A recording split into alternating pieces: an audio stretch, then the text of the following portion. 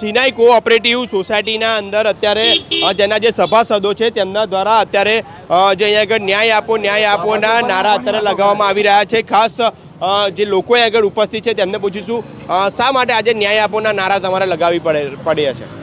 ત્યારે જે Shinai credit society જે ફડચામાં ગયેલી છે અને તેમાં જે ખોટી નોટિસો આવી છે, લોનો લીધી છે ને એ બધી, એના માટે અમારે ન્યાય લેવાનો છે કે અમે કોઈ જાતના પૈસા લીધા નથી અને કોઈ જાતની રકમ લીધી નથી। એના બધી લોન કોણે લીધેલી છે? લોન જે છે જે રૂપેશ રાય કરીને છે, જે તે ટાઈમે ત્યાંના જે વહીવટ કરતા હતા તેમણે લીધેલી છે। અમારા નામે ખોટી રીતે સહીઓ કરીને લોન લીધેલી છે। કેટલા લોકો આની અંદર ભોગ બનેલા છે?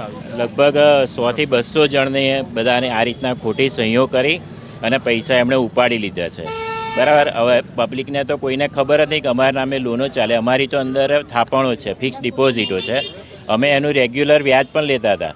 તો આ લોકો અમને એવું નહીં કહેતા કે ભાઈ તમે અહીં લોન લીધી છે એમાં તમે પૈસા જમા કરો કે હપ્તો ભરો, બરાબર। આથી સ્વાભાવિક છે કે ભાઈ એમાં બોગસ જ છે, કારણ કે એણે અમને કોઈ દિવસમાં નોટિસ જ નહીં। અમારી 2005થી લોન બોલાવી છે, ત્યાર પછી તમે એફડી મૂકી છે, અંદર બોન્ડ પણ લીધેલા છે, બરાબર। તો એમણે અમારી જે એફડી છે તો અમારી લોન બોલતી હતી, અમને તો પછી એ વ્યાજ આપી જ નહીં ને, પહેલાં જે લોનમાં જ જમા લે ને, બરાબર। તો એમણે નહીં કોઈ દિવસ અમારી પાસે હપ્તો માગ્યો કે નહીં એમને વ્યાજ ભરવાનું કહ્યું, બરાબર। અમે અમારી થાપણો પર રેગ્યુલર વ્યાજ જ્યાં સુધી આ ચાલતી હતી સોસાયટી ત્યાં સુધી અમને આપ્યું છે, પછી બંધ થઈ ત્યાર પછી અમને એફડીના પૈસા નથી મળતા અને ઉપરથી આ બોગસ લોનોની નોટિસો મળી છે। આ કેટલા રૂપિયાનો આંકડો હશે આશરે?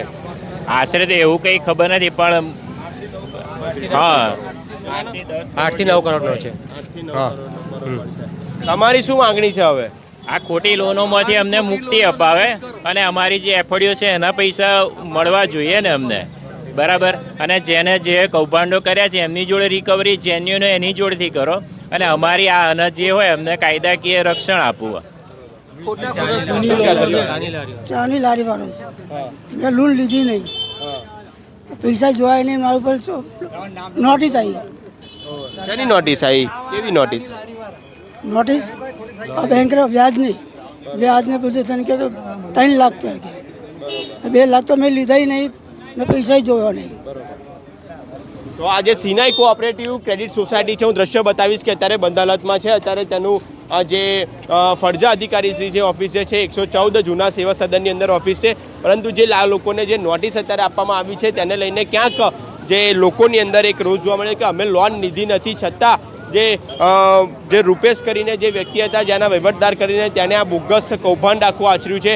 100 થી વધારે લોકો આની અંદર સામેલ છે કે ભોગ બનેલા છે કે જેઓની લોન એમના બોગસ રીતે લોન લેવામાં આવી છે એમના નામ ઉપર, અને અત્યારે ફરજા અધિકારી દ્વારા આ લોકો પર જે નોટિસ કાઢવામાં આવી છે તેને લઈને આજે કલેક્ટરશ્રીને પણ આવેદનપત્ર આપવામાં આવ્યું અને અત્યારે જે ક્રેડિટ સોસાયટીની અંદર જે ફરજા અધિકારી છે તેમને પણ અત્યારે આવેદનપત્ર આપવામાં આવ્યું હતું। જોવાનું રહ્યું છે કે આગામી સમયની અંદર આ ભોગ બનેલા બોગસ લોન લઈને જે ભોગ બનેલા વ્યક્તિઓને ન્યાય મળે છે કે નહીં એ આગામી દિવસોની અંદર જોવાનું રહ્યું।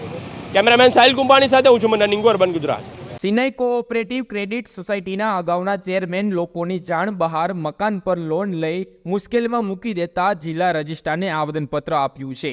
આણંદ શહેરમાં આવેલ સિનાઈ કોઓપરેટિવ ક્રેડિટ સોસાયટી અગાઉના ચેરમેન રૂપેશભાઈ હાલ હયાત નથી। તેઓએ 100 થી પણ વધુ વ્યક્તિઓના નામે મકાન માટે લોન લઈ કરોડોની છેતરપિંડી આચરી હતી, જેના કારણે હાલમાં તમામ વ્યક્તિઓ ઉપર નાણાં વસૂલવા માટે દબાણો થઈ રહ્યા છે, જેને લઈને આજે આણંદ જિલ્લા રજિસ્ટ્રાર કચેરીમાં જઈ જિલ્લા કલેક્ટર કચેરીમાં જઈને આવેદનપત્ર આપ્યું હતું। આણંદ શહેરમાં આવેલ સિનાઈ કોઓપરેટિવ ક્રેડિટ સોસાયટીમાં અગાઉ રૂપેશભાઈ ચેરમેન તરીકે હતા ત્યારે કેટલાક લોકો ભેગા મળી ષડયંત્ર રચીને ક્રેડિટ સોસાયટીમાંથી કેટલાક ગ્રાહકોના નામે મકાનની લોન લીધી હતી, જે અંગેના નાણાં ગ્રાહકોના ખાતામાં પણ જમા નહોતા થયા અને બારોબાર સગે વગે કરી દેવામાં આવ્યા હતા, જેના કારણે 100 થી પણ વધુ ગ્રાહકો ઉપર લોનની રકમ વસૂલવા માટે ભારે દબાણ કરવામાં આવી રહ્યું છે, જેને લઈને તેઓએ આર્થિક મુશ્કેલીમાં મુકાયા છે। આખરે ગ્રાહકોએ ભેગા થઈ જિલ્લા કલેક્ટરને આવેદનપત્ર આપી આ બાબતે યોગ્ય તપાસ કરવા જણાવ્યું છે। મરહુમ ચેરમેન શ્રી રૂપેશ કુમાર એસ રાય દ્વારા કૌભાંડો સિનાઈ ક્રેડિટ સોસાયટીમાં આચરવામાં આવેલા છે અને અત્યારે સિનાઈ ક્રેડિટ સોસાયટીનો તમામ વહીવટ ફરજા અધિકારી શ્રી દ્વારા કરવામાં આવી રહેલો છે।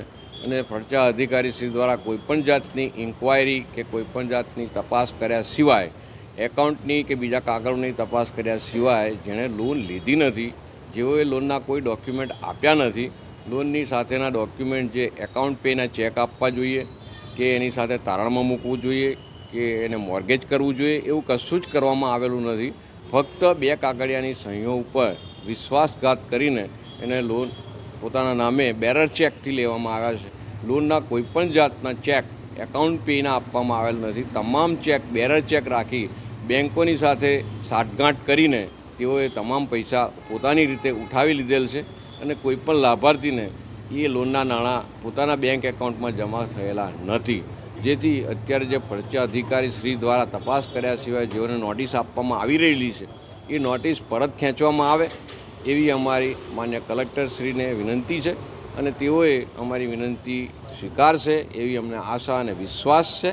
અને એટલા માટે જ અમે આજે આવેદનપત્ર અને પત્રની નકલ આપવા માટે આવેલા છીએ. 300થી 400 માણસો આના ભોગ બનેલા છે અને લગભગ 3 થી 4 કરોડ રૂપિયાની આમાં લોન એઓએ લીધેલી છે. તદુપરાંત જેઓએ એફડી મૂકેલી એ એફડીની પણ એઓએ ઓળી લઈને પોતાના ખિસ્સામાં મૂકેલી છે, જે નાણાં લાભાર્થીઓને પ્રાપ્ત થયેલા નથી અને ટોટલ 9.5 કરોડ રૂપિયા સિનાય ક્રેડિટ સોસાયટીમાંથી બોગસ લોનો લેવામાં આવેલી છે. એલિયાજર બારૈયા છે. અમે સિનાઈ કોઓપરેટિવ ક્રેડિટ સોસાયટીના સભાસદો છીએ અને આ ક્રેડિટ સોસાયટીની અંદર મરહુમ શ્રી ચેરમેન રૂપેશભાઈ એસ રાય દ્વારા ઘણા બધા કૌભાંડો આચરવામાં આવ્યા છે, જેવા કે બોગસ નામની અરજીઓ કરી અને લોન પોતાના નામે લેવામાં આવી છે, જે સભાસદને તો ખબર જ નથી અને એમણે બોગસ સહીઓ કરીને પોતાના નામે બધા વહીવટ કર્યા છે અને અધૂરા ફોર્મ, અધૂરી વિગતો, કોઈપણ જાતની તારણમાં મિલકત નહીં છતાં પણ લોકોના નામે લોન બોલે છે. સાથે દસ્તાવેજી કોઈ પુરાવા નથી અને ચેક દ્વારા કોઈપણ પેમેન્ટ ચેક દ્વારા થયું નથી. બધું જ જે ગવર્મેન્ટના કાયદા પ્રમાણે જે ચેક દ્વારા જે વહીવટ થવા જોઈએ બધા જ બોગસ રોકડની અંદર બધા વહીવટ થયેલા છે અને જેના દ્વારા ઘણા બધા લોકો હેરાન થઈ રહ્યા છે અને ફરજા અધિકારી દ્વારા આ દરમિયાન નોટિસ કાઢવામાં આવી છે અને જપ્તીના હુકમો આપવામાં આવ્યા છે અને લોકોને હેરાન કરવામાં આવી રહ્યા છે. તેના માટે અમે આવેદનપત્ર માટે આપેલા. આમાં મુખ્ય આરોપીઓ કોણ કોણ છે અને કયા પ્રકારની હેરાનગતિ થઈ રહી છે? મુખ્ય આરોપીમાં મરહુમ શ્રી ચેરમેન રૂપેશ એસ રાય હતા. તેઓએ જ બોગસ નામે બધાના નામે લોનો લીધી છે. સાથે તેમના જે જવાબદાર ત્યાંના જે કર્મચારીઓ છે તેઓ પણ એમાં સંડોવાયેલા છે, ચીફ એકાઉન્ટન્ટને. કારણ કે કોઈ જ આધાર પુરાવા વગર બધા રોકડની અંદર વ્યવહાર કરવામાં આવ્યા છે અને બધા ચેક નાણાં આપવામાં આવેલા છે. અત્યારે ફરજા અધિકારી દ્વારા તમારી લોન બાકી છે અને આટલી અમારી લોન વ્યાજ સાથે લોન થઈ બાકી બોલે છે ને પ્રમાણે એમણે નોટિસો કાઢી છે અને તમને એવું લખવામાં આવ્યું છે કે આટલા દિવસોમાં તમે લોન નહીં ભરો તો તમારા મિલકત પર જપ્તી આવશે. આશરે કેટલા લોકો આની અંદર ભોગ બનેલા છે? લગભગ 300 થી 400 લગભગ 300 થી 400 માણસ ભોગ બનેલા છે.